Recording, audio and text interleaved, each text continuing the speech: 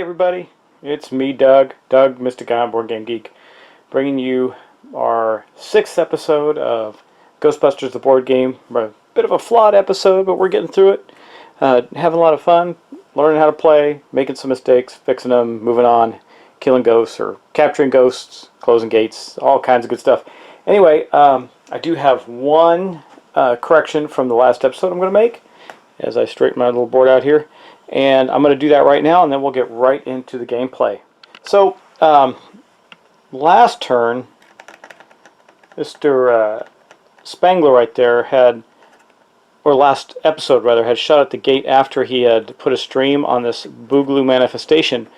And once you do that, if you don't maintain the stream, in other words, if I didn't keep shooting at the Boogaloo, and I shot at another target or lost line of sight, then he would lose his stream. So that is the case with this, and that was the correction I need to make. So now let's go on to our first turn, and it will be with Spangler. So it's a bummer because our gate's kind of surrounded. So I think Spangler, for his first action, is going to try and rope this little guy right here and see if we can open up a path to shoot at the gate. Possibly. We'll see if that works. Now that is a galloping ghost. Is the last one on the well, no, there's more on the board, but there aren't any more in the spirit world, so it would be good to trap him and get him into the containment.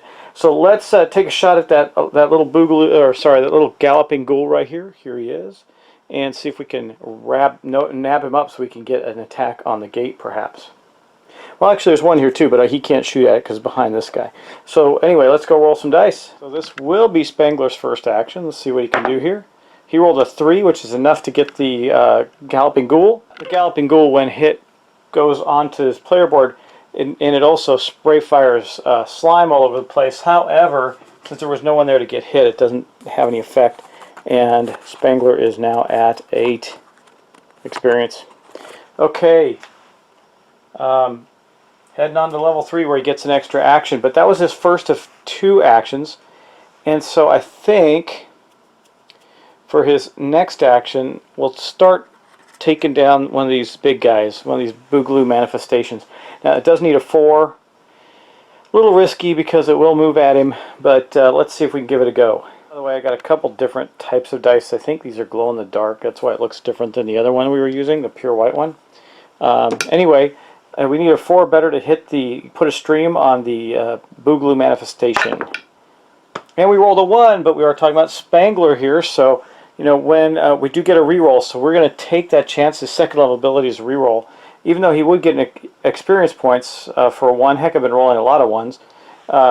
We're going to take a shot and see, because I'd rather try and nab him.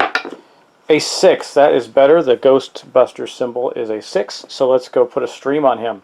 So here is one of Spangler's streams. We're going to put it on this Boogaloo right here, and that is going to end his actions, but let's just see what the Boogaloo does when hit. It says, when hit, move 1 space toward the Ghostbuster. Boom! Okay, he moved up towards the Ghostbuster. And now we're going to move on to Venkman, who's way the heck over here. You can barely see him on the board. I'll just tilt the camera a little bit. He's going to leave these guys alone. There's not much point in dealing with them anymore. He's going to make a move. Now there's a fence right here, so he's going to have to go around it. He'll go 1. I think he can cut that corner. No, I think he can't with the red line there. So 1, 2, okay. And then he'll go 1, 2 behind Spangler there. We're going to have to get Spangler out of the way. Well, he can come down around here because this is red is or orange rather. I can't remember if that's. I gotta look it up. Yellow is can't see through but can move through. I think orange is can't move through but can see through. Gotta look. All right. Well, it doesn't matter this turn anyway. That is it for Venkman. That was a really quick turn for him. So now we're going to go on to Stans, who's right here. Stans does have a clear shot at the gate now. I think we're going to do that because we got to get that gate. It only takes 2 streams to get that gate knocked down. Though he could move away and try and get the Boogaloo. Let's go for the gate. Okay, Stans, let's have some good luck here. A 4. He succeeded. So we're going to take one of his tokens. We're going to place it on the gate here. I'm going to double check line of sight on that one because there's a ghost right here and a ghost right there. I don't think it blocks line of sight, but I'm just going to double check. for the sake of discussion, orange is cannot move through but can shoot through. Yellow is the opposite of that. Can not shoot through but can move through. Okay, so that was, we did get one stream successfully onto the gate there. We need one more, but it is still Stance's turn. He might as well take a second shot and see if we can close that thing out. All right, let's see if he can get lucky. He needs a 4 or better. A 6, wow. Man, look at that. That is awesome. So he did get a second stream.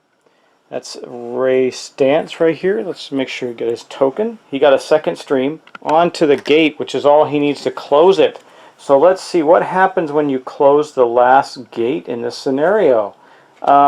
It says, let me read through here. Yeah, I think that ends the game. So success results, close each open gate. So we have successfully closed this now. That is going to give Stance 2 experience points. That's going to put him up to 9 because he got both of them on there.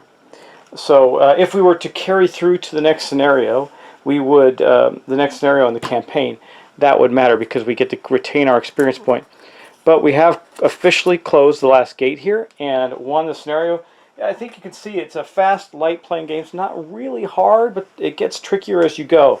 And like I said, when I first played this at PGG Con, of course, we actually were handicapping ourselves, and I still thought it wasn't that hard. We were handicapping ourselves by not giving ourselves experience every time we trapped a ghost. So anyway, I do think it did get tougher as the campaign went on, but this is also the very basic campaign. They get tougher as they go. Anyway. But we have succeeded. We have closed all 4 of the gates and therefore won this scenario. In which case we would go on to the next one. I'm not going to do that now. That is going to end this playthrough. I am going to keep the experience on the characters for now, just in the event we do get the opportunity to, I get the chance to come and do this again for you. But we did complete the scenario and finish it, so that is a full game of Ghostbusters, the board game. I really do enjoy this game. I definitely want to play more of it. It's when I got one of those, some of those times where I don't feel like something extremely heavy but still has some tactical thought process, this would be one to put down on the table for sure. Like if I don't want to do something as big and as heavy as Shadows of Brimstone with you know, like a tactical game like this, or Myth, then this would be a good one to pop out, and it does have a lot of fun, and I like the Ghostbusters theme. So tell me what you think. If you like the game, I'd like to hear about it. If it's something you want to see me continue, I can set up to do another one soon. Let me know. I appreciate it. Before we wrap up this video, being that it was incredibly short, I wanted to show you some things and ask you your opinion. Now, I have a plan for the holiday break, which I think will be interesting, which is going to be an actual campaign in Zombicide. We'll see how that goes. But I wanted to ask what you wanted me to do next. I have a couple of options, and I'm showing them to you now. There's more options beyond this, but this is some of the most immediate ones I thought maybe I could get to the table. And I'll tell you why. Obviously, Roombound 3rd Edition's new, as is Warhammer the Adventure card game. But I also got my Myth 2.0 stuff in the mail from MegaCon Games, and I have re-sleeved all my cards and character cards and everything like that. And I had a scenario running, and I kept everything set so I could continue with that scenario against the undead. I thought maybe I'd do that, but I don't know. That'd probably be a pretty hefty one. They're all going to be a little long, I think, except for the Warhammer Quest one, depending on how many missions I do. And then I got the balance of my stuff for Cthulhu Wars. Now, Cthulhu Wars is not a solo game in any way. It's very competitive, asymmetrical battle game, but we all like Cthulhu. I could do that as well, and maybe add some of the other Elder ones into the game, plus some other stuff that I got from that. Be kind of interesting. In addition to that, and I just didn't want to put a ton of stuff on the table, I also have Albion's Legacy, which I was thinking about doing. I'm sorry, and also perhaps doing Pathfinder, the Wrath of the Righteous, a session of that. That could be done as well. So, like I said, I have lots of options. I also had said I was going to do Space Cadets, but then someone else did one, so I put it aside for a little bit. Anyway, those are my top options for right now as I'm thinking about it. And you know, the scenario over the holidays with Zombicide depends a lot on a couple of things. One is there's a rumor. Well, it's not a rumor. Actually, it's confirmed by Cool Mini or Not that they have shipped out the base game of Zombicide Black Plague. And they got me again after I swore after Season 3 that I wouldn't do any more Zombicide. They came out with a fantasy version, which is just too close to my heart not to do. So we did that one. Got that one back, and it's, as I understand it, the base game is on the way. So let me know what you think, guys. I'm kind of curious what you'd like me to do. I have so many different things that I'd like to do, just not enough time in the world to do it. So one of these, I'm kind of partial toward this. That'd be a lot of fun, especially for right now. And after sleeving all this, I feel good about that. But Cthulhu Wars is pretty slick, and if you haven't seen it before, I would certainly like to show it off. So give me your feedback quickly, because I'm going to make a decision to get something on the table very soon, maybe even tomorrow or tonight. But I'll talk to you soon, guys. Thanks again, and I hope you stuck around to see the end of this. I'm probably going to clip the end of the other one so you actually see there's more, and continue to talk. So sorry for the short ending on Ghostbusters, but that's the way it goes. We won. That's good. That's a very easy scenario, so it didn't surprise me that we won, even if I was shortchanging myself on XP. Also, I think I had made one more little error that I wanted to share, but I cannot remember for the life of me what it is now, so I'm going to move on and say thanks for watching this. So the other one I had was, there's a campaign book that came with, I got with Agents of Smersh. That's another one that's on my list, not as high as on the list as some of these ones right now, but anyway, give me your thoughts and feedback. I'd love to hear about it and see what we're going to play next. Take care.